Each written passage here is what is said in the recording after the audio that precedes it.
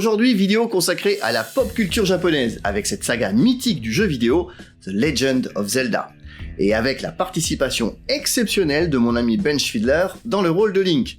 Alors oui, je sais, vous vous dites peut-être, encore une vidéo sur Zelda, il y en a des caisses sur YouTube, on connaît par cœur.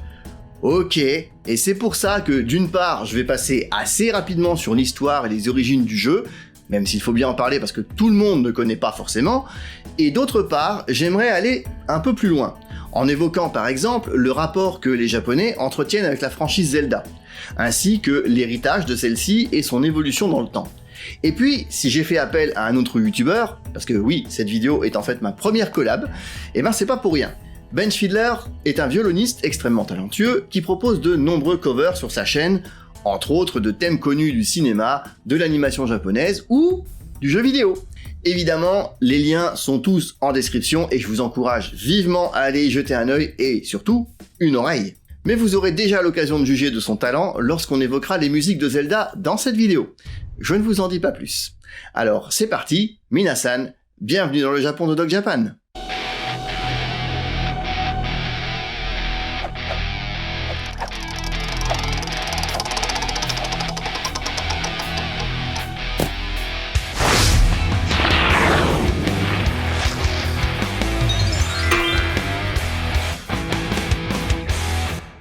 Même si vous n'y avez jamais joué, j'aurais beaucoup de mal à croire que vous n'ayez jamais entendu parler de The Legend of Zelda, une des franchises de Nintendo au moins aussi connue que Mario.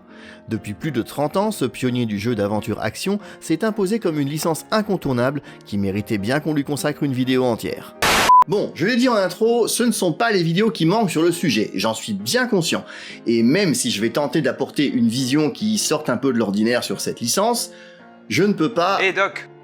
Excusez-moi. Oui, Ben, qu'est-ce qui se passe? En fait, je me demandais, le costume de Link, c'est absolument nécessaire? Ah, bien sûr. En plus, il te va comme un gant, je veux dire, pardon. T'es sûr? Parce que je fais jamais ça sur ma chaîne. Eh bah, il y a un début à tout, hein. La mise en scène, c'est la clé du succès, et ça passe par les costumes. Je l'ai lu dans le JDG Magazine. Bon, si le JDG l'a dit, alors... Bien, alors j'en étais où? Ah oui, il est clair que je ne peux pas non plus faire complètement l'impasse sur des choses que beaucoup d'entre vous connaissent peut-être déjà, c'est vrai. On va donc commencer par évoquer l'univers de Zelda et les origines de la création de la franchise. Mais promis, je vais aller à l'essentiel. Et comme ça s'adresse notamment à celles et ceux qui ne connaissent peu ou pas du tout Zelda, j'en profite pour rappeler à tous les autres que les vidéos sont chapitrées et que même si regarder les vidéos en entier aide énormément la chaîne, vous n'avez pas idée, vous avez toujours la possibilité de sauter un chapitre ou deux si vraiment c'est du réchauffé pour vous. Ceci étant dit, on peut entrer dans le vif du sujet.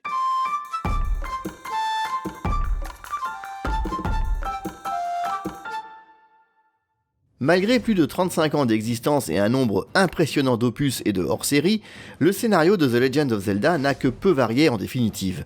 On se retrouve plongé dans cet univers médiéval fantastique et les magnifiques décors du royaume d'Hyrule, aux côtés du héros, Link, chargé de sauver la princesse Zelda.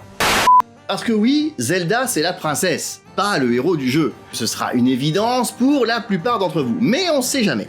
Bref, le héros, c'est lui, pas elle. Dans la plupart de ses aventures vidéoludiques, Link doit donc sauver Zelda des griffes du sinistre Ganondorf, alias parfois Ganon. Et pour ce faire, il lui faut s'équiper d'une épée, d'un bouclier et d'une multitude d'armes et de pouvoirs qu'il va récupérer au cours de sa quête. N'oublions pas non plus la Triforce, un élément omniprésent dans la franchise, cette relique divine capable d'exaucer un souhait et bien entendu convoitée par le Seigneur des Ténèbres. Évidemment, c'est un résumé particulièrement succinct, je ne rentrerai pas plus dans les détails, parce que chaque jeu a sa spécificité, bien sûr. Je demande pardon aux puristes, mais vous comprendrez que si je commence à détailler, la vidéo va durer 2 heures rien qu'avec ce chapitre. Doc! Ben? Oui, qu'est-ce que tu veux? Bon, pour le costume, ok, mais la perruque et les oreilles en pointe, c'est nécessaire aussi? Bah évidemment, chacun sait que Link est plutôt blond et qu'il ressemble un peu à un elfe. Oui, mais il y a un bonnet aussi. Ah bien sûr, j'ai encore jamais vu Link se promener sans son bonnet. Tous les spécialistes sont d'accord là-dessus, je l'ai lu dans Horizon Magazine. Bon Ségul l'a dit dans ce cas. Voilà. Quant à nous, voyons à présent comment est née la licence Zelda.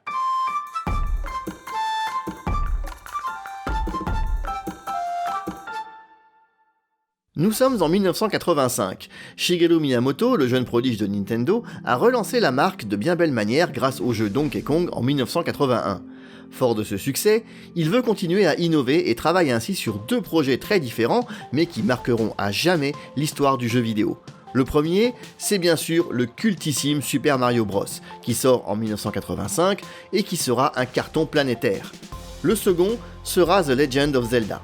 Secondé par ses 2 complices, Takashi Tezuka et Toshihiko Nakago, Miyamoto va alors concevoir un jeu au gameplay inédit pour l'époque, entièrement basé sur l'exploration, la découverte et l'aventure en immersion dans un monde ouvert. Alors oui, les jeux en open world sont monnaie courante aujourd'hui. Mais à l'époque, c'était du jamais vu. Donc, même si le scénario demeure assez simpliste, la réalisation et le gameplay, eux, vont vite devenir une véritable révolution qui va faire le succès du jeu. Le développement de Zelda va connaître différentes phases au cours desquelles le concept ne va cesser d'évoluer. Au départ, le jeu est très inspiré d'un classique de l'arcade qui cartonne à l'époque, Tower of Druaga. Miyamoto et ses comparses imaginent ainsi une série de donjons souterrains.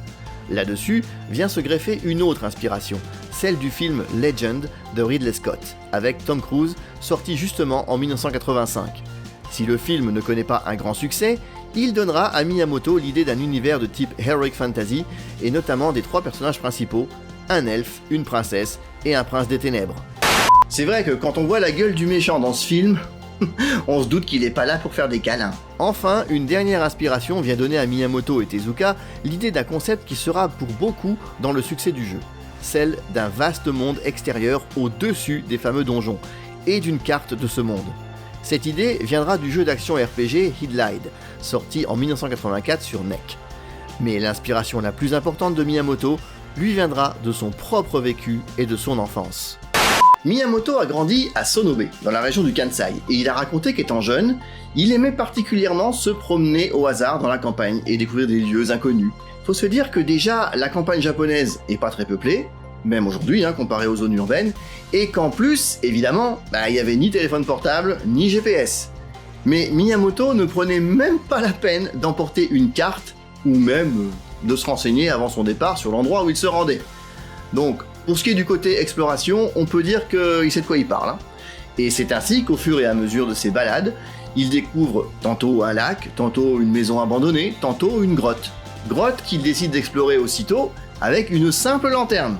Désolé pour la référence qui date de la même époque, mais moi ça me rappelle un peu les derniers épisodes de Tom Sawyer là. Bref, cette histoire de grotte est devenue célèbre depuis, et beaucoup y font référence comme un élément clé dans la conception de The Legend of Zelda. Miyamoto va donc tenter de retranscrire dans son jeu les sensations qu'il a pu éprouver lorsqu'il était jeune, et c'est ainsi que va naître la carte du royaume d'Hyrule, ses plaines, ses lacs, ses déserts, ses montagnes, ses forêts et bien sûr, ses grottes.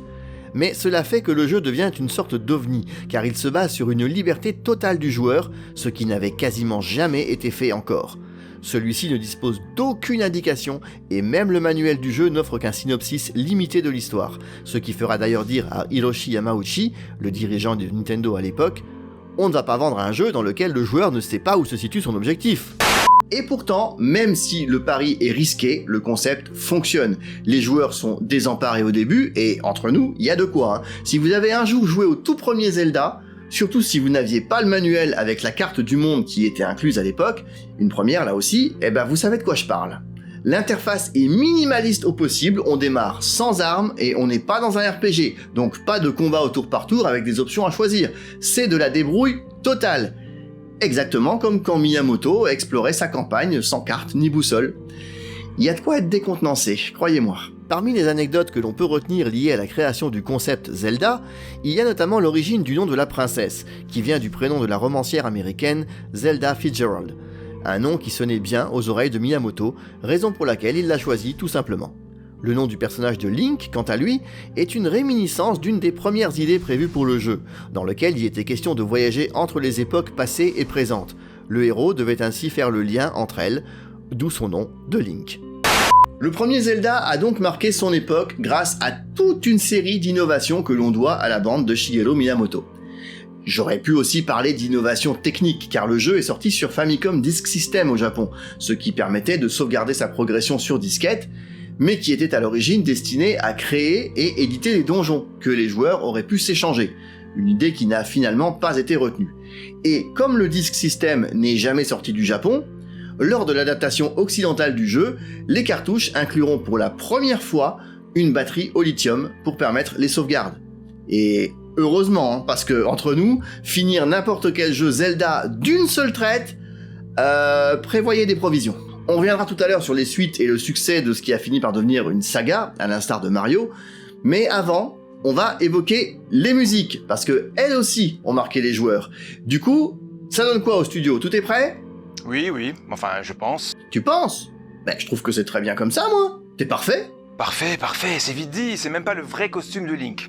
Et puis j'ai même pas le bouclier. Tu m'avais dit que j'aurais le vrai bouclier de Link, et là j'ai que dalle. Oui, c'est vrai, au départ j'avais prévu de commander aussi le bouclier, seulement vu que ton costume est vert, on est obligé de tourner sur fond bleu. Mais alors? Alors? Il est de quelle couleur le bouclier de Link? Eh ben il est... Ah merde. Ah voilà, il est bleu. Bah je te laisse imaginer le résultat, hein. Et puis de toute façon, t'as pas besoin de bouclier pour jouer du violon, que je sache. Certes. Bon, alors parlons un peu musique.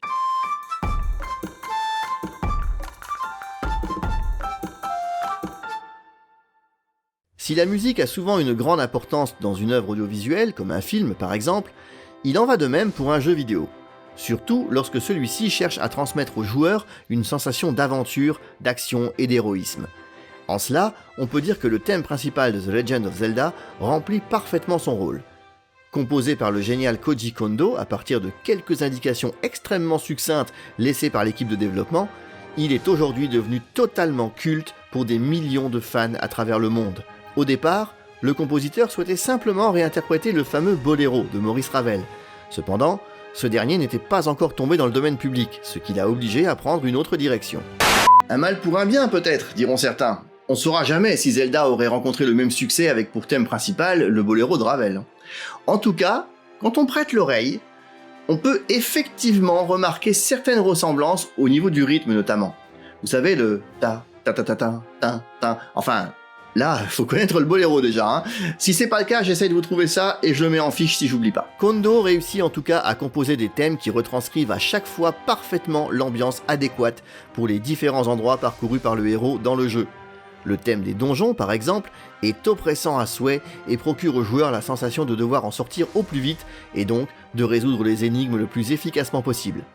Par la suite, la musique fera partie intégrante du gameplay lorsque le joueur devra reproduire certains thèmes à l'aide de la manette pour franchir divers obstacles ou encore se téléporter d'un endroit à un autre. Mais parler des musiques de Zelda, c'est une chose. Les entendre en est une autre. Et comme j'ai la chance d'avoir sous la main un interprète de choix, je ne vais pas m'en priver. Je vous propose donc qu'on s'arrête quelques secondes pour écouter le thème principal, qui s'intitule Overworld, interprété en costume et dans les décors du dernier opus sorti en 2017, Breath of the Wild, par... Oui, mais là, il y a un problème. Hein? Comment ça, un problème? Ah, tu vas pas encore te plaindre du costume, j'espère? C'est pas ça, mais tu peux m'expliquer ce qu'un Pokémon vient faire dans le décor? Un Quoi? Un Pokémon, Ronflex pour être précis. Hein? Mais il a rien à faire là? Je te le fais pas dire. Je refuse de jouer dans ces conditions, je te préviens. Attends, non mais il y a un bug dans la matrice là, c'est pas possible, attends, bouge pas. Je vais corriger ça tout de suite. Voyons un peu ça. Alors. Ah bah oui. Ok. C'est bon. J'ai restauré le décor, normalement. Tout devrait rentrer dans l'ordre. C'est bon, oui, il a disparu. J'espère qu'il va pas revenir. J'espère aussi. Allez, on t'écoute. C'est parti.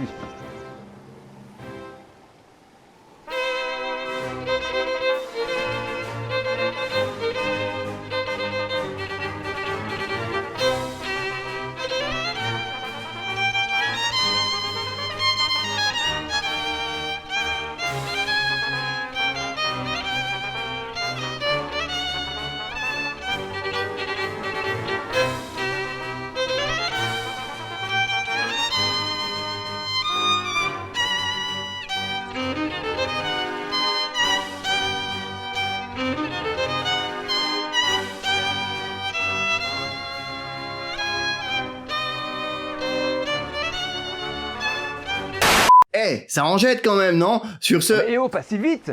Quoi encore? Mais c'était nécessaire de couper aussi brusquement et aussi vite. En plus, j'avais préparé un medley de plusieurs thèmes, moi. Ah oui, je sais bien, mais je peux pas trop rallonger la vidéo, elle commence déjà à être un peu longue là. Hein. Ouais, un peu longue, la bonne excuse. T'as déjà fait des vidéos plus longues que ça. Ouais, et les trois quarts des gens ne les regardent pas en entier, hein. Alors, j'essaye de faire un peu plus court. Mais t'en fais pas, de toute façon, je vais dire à mes viewers qu'ils peuvent voir ta prestation en intégralité sur ta chaîne. Le lien est en description d'ailleurs, et je vais même le mettre en fiche. Allez. Ouais, j'aime mieux ça. Bon je vais publier la vidéo complète sur ma chaîne alors. Venez nombreux. Et Doc Japan y fait même une apparition au début. Effectivement, alors n'hésitez pas à aller voir cette vidéo, et les autres aussi bien sûr, sur la chaîne de Benchfiddler, à laquelle je vous encourage évidemment à vous abonner. Sur ce, on va pouvoir passer à la suite, mais il faudra quand même que j'élucide le mystère de ce Pokémon.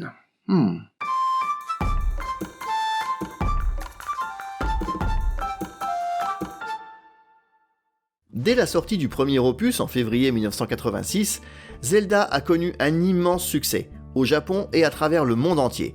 Cela se vérifiera au fil des années, chaque nouveau jeu de la franchise étant toujours très attendu par la communauté des fans. Pourtant, avec le temps, un écart finira par se creuser entre le Japon et l'Occident. Écart qui atteindra son paroxysme dans les années 2000 et les épisodes sortis sur Wii. Plutôt étonnant pour un jeu d'une telle renommée, d'autant que les Japonais ont toujours été pour le moins friands de jeux d'aventure et autres RPG. Alors certes, ici il ne s'agit pas exactement d'un RPG, mais ce n'est pourtant pas ce qui explique que Zelda se soit à un moment donné retrouvé plus populaire en Occident qu'au Japon. Selon un article paru en 2017 sur le site sourcegaming.info, la principale raison qui pourrait expliquer ce désamour progressif du public nippon pour les jeux Zelda serait que ces derniers n'aiment pas jouer à des jeux très vastes, où il est facile de se perdre, et qu'ils préfèrent être davantage guidés. Cela s'est également vérifié au travers d'une autre célèbre franchise, celle de Mario. Les jeux en 2D ont généralement eu plus de succès au Japon que les jeux en 3D, du moins ceux dans lesquels le plombier pouvait évoluer dans un monde presque ouvert. Et c'est ce qui donnera aux développeurs l'idée de Super Mario Galaxy, un Mario certes en 3D, mais avec des mondes où on se perd moins facilement. On sait maintenant d'où leur est venue l'idée des planètes. Comme quoi, chez Nintendo, on retombe toujours sur ses pattes, hein. La différence devient flagrante notamment avec l'épisode intitulé Twilight Princess, qui a connu un énorme succès en Occident, mais dont les ventes sont restées très faibles au Japon, alors que le jeu avait nécessité un budget colossal et un temps de développement relativement long.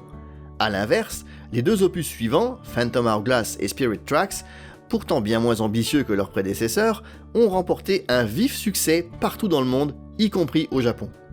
Ce qui fera dire à Shigeru Miyamoto que de moins en moins de personnes s'intéressent à un jeu immense comme Zelda au Japon. Nintendo choisit alors de s'affranchir en partie du côté exploration avec l'épisode suivant, Skyward Sword, et se plante. Il n'y a pas d'autre mot. D'où un changement d'orientation dans la politique de la firme de Kyoto pour les futurs Zelda. Viser le public occidental en priorité. Et tant pis si les ventes ne sont pas au rendez-vous au Japon. Mais c'était compté sans un autre facteur qui finira par ramener les joueurs japonais vers la franchise Zelda, la portabilité du jeu. Et par portabilité, ici, j'entends console portable. Car il s'avère que dès l'instant où le jeu est accessible sur ce type de console, le public japonais est au rendez-vous. C'est donc également ce qui explique le succès moindre des épisodes sortis sur Wii et Wii U. Mais avec l'arrivée de la console Switch, qui est à la fois une console de salon mais aussi une portable, Zelda renoue enfin avec le succès au Japon et le petit dernier, Breath of the Wild, se retrouve ainsi être un des plus gros succès de la franchise, au Japon comme en Occident.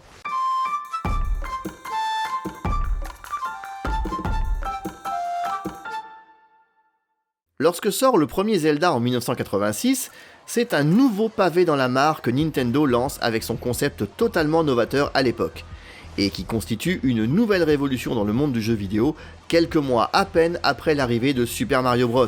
Avec Zelda, Miyamoto crée ainsi un genre nouveau, celui du jeu d'aventure-action, une sorte de jeu de rôle, mais sans les éléments déjà classiques du RPG. En fait, Zelda est difficilement classable, et tout le monde n'est pas forcément d'accord sur cette classification en aventure-action. Certains préféreront encore le considérer comme un jeu d'action RPG. Mais là, je laisse le soin aux spécialistes du jeu vidéo de débattre de cette question, parce qu'après tout, on n'est pas sur une chaîne de gaming non plus, hein. Et je n'ai aucune légitimité pour trancher. Zelda sera ainsi souvent imité, mais jamais vraiment égalé. Si le scénario n'évoluera que très peu, comme on l'a déjà dit, Miyamoto et par la suite Eiji Aonuma mettront cependant à profit chaque nouvelle innovation dans le monde du jeu vidéo et des consoles Nintendo pour apporter à chaque nouvel opus son lot de nouveautés techniques, permettant ainsi à la saga d'étoffer toujours plus son gameplay. Par exemple, le célèbre Ocarina of Time, sorti en 1998, tirera parti de toutes les possibilités offertes par la Nintendo 64, tout comme Twilight Princess en 2006 avec la Wii, qui poussera dans ses derniers retranchements. Idem avec Spirit Tracks sur DS. Malgré cela, les innovations techniques ne seront pas toujours propices à améliorer la franchise. Certaines ont même donné lieu à ce qu'on a pu voir de pire pour Zelda. Je pense évidemment aux épisodes sortis sur CDI entre 1993 et 1995, et qui constituent sans doute encore à ce jour les jeux les plus horribles parus sur la licence Zelda. Il faut préciser que ces 3 jeux n'ont pas été développés officiellement par Nintendo. Ils sont le fruit d'un contrat passé entre Philips, l'inventeur du CDI, et Nintendo, qui souhaitait développer son extension avec lecteur CD pour la console Super Famicom. Quand on voit ce que ça a donné, pas étonnant qu'il n'y ait jamais eu d'extension CD à la Super NES. Après toutes les pistes explorées au fil des différents opus de la série, Nintendo décide finalement de renouer avec ce qui a fait l'essence même de la franchise dès le départ, l'exploration d'un monde totalement ouvert. Les technologies ayant considérablement progressé, les équipes vont passer 5 années à développer ce qui deviendra Breath of the Wild, le dernier né de la licence Zelda. Cette fois, les inspirations viennent des jeux populaires récents tels que Skyrim ou encore Dark Souls. Mais l'esprit du monde d'Hyrule est bien présent et le style visuel du jeu est très agréable. Celui-ci s'inspire même de certains pans de la proto-histoire japonaise comme la période Jomon, en incluant des éléments tels que la tablette Sheikah. Et il faut avouer que le résultat est impressionnant, parce que le jeu est véritablement immense et renoue de bien belle façon avec les fondamentaux de la série. Une suite est en préparation depuis déjà un certain temps, et elle est attendue pour cette année. Gageons que l'on peut s'attendre à quelque chose d'encore plus énorme. Et j'aimerais terminer par une question toute simple. Quel est votre meilleur souvenir avec la licence Zelda ? Pour ma part, étant de la génération qui a vu naître Mario et Zelda, là je dois reconnaître que mon préféré restera toujours le 3e opus, A Link to the Past, sorti sur Super NES en 1991. J'ai dû le faire et le refaire des dizaines de fois mais je ne m'en lasserai jamais. Après, je dois bien avouer que je suis loin d'avoir joué à tous les épisodes, c'est certain. Mais même si c'était le cas, je pense pas que je changerais d'avis. Le côté nostalgie, tout ça quoi. Et sinon, qu'as-tu pensé de mon petit piratage ? Comment mais... Attends, tu veux dire que... Le Pokémon tout à l'heure, c'était toi ? Oui, mais enfin je ne me suis pas réincarné en Pokémon, mais je l'ai introduit discrètement dans le décor. Pas mal pour un quadrupède inutile, non ? Et je peux savoir ce qui t'a pris de faire ça ? C'est ma façon de protester pour avoir été évincé de certaines des vidéos précédentes. Eh ben écoute, je suis désolé, mais ta présence ne semble pas plaire à tout le monde. Et je crois même que des gens se sont désabonnés à cause de toi. Faut dire que t'interviens parfois comme un cheveu sur la soupe. Et pour des remarques pas forcément toujours utiles. Mais c'est ce qui est drôle, justement. Eh ben pas pour tout le monde apparemment, alors moi ça me dérange pas que t'interviennes. Mais fais-le plus judicieusement quoi. Et puis ne m'envoie plus de Pokémon. Oh entendu, et si là par exemple, je suggère aux gens de lâcher un pouce bleu, de commenter, partager la vidéo et de s'abonner. C'est judicieux tu trouves ? Ah bah là, oui, totalement. Super, bon alors abonnez-vous les gens. N'oubliez pas que si on atteint les 2000, il devra bouffer du natto en direct. Ouais, ça t'étais peut-être pas obligé de le rappeler. Enfin, tu m'excuses, mais là, il est temps pour moi de rendre l'antenne, comme on disait de mon temps. N'oubliez pas d'aller aussi checker la chaîne de Benchfiddler, franchement, ça vaut le coup, ne serait-ce que pour voir et entendre le medley Zelda en entier. Sur ce, portez-vous bien, et je vous dis à très vite pour de nouvelles vidéos. Matane!